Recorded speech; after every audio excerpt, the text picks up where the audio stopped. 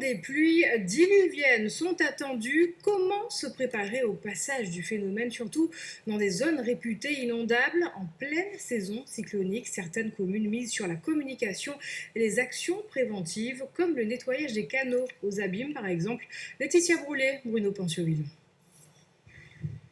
Calme et inoffensive, cette ravine peut très vite devenir un cours d'eau déchaîné et dangereux lorsque les épisodes pluvieux durent. En saison cyclonique, les cumuls de pluie engendrent souvent des inondations. Aux Abîmes, en 2011, 5 personnes ont perdu la vie, emportées par un canal en crue. Pour que ce type de drame ne se reproduise plus, la municipalité mise beaucoup sur les actions de prévention. Nous sommes en face du canal de Petit Pérou. Et donc là, on a un volume d'eau énorme qui monte ici.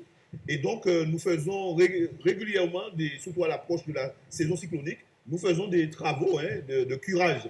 Alors, qu'est-ce qu'on fait après? Dès qu'on passe en alerte orange, donc on a les agents du service technique qui vont dans toutes les zones à risque, notamment dans les passages à gué, et nous apposons des barrières avec des panneaux de signalisation.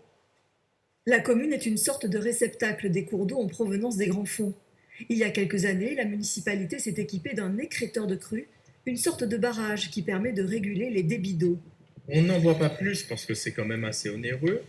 Et puis, ce dispositif n'a pas été pensé de façon globale. Des ouvrages de cet ordre-là sont en étude dans le cadre du PAPI, plan d'action et de prévention des inondations.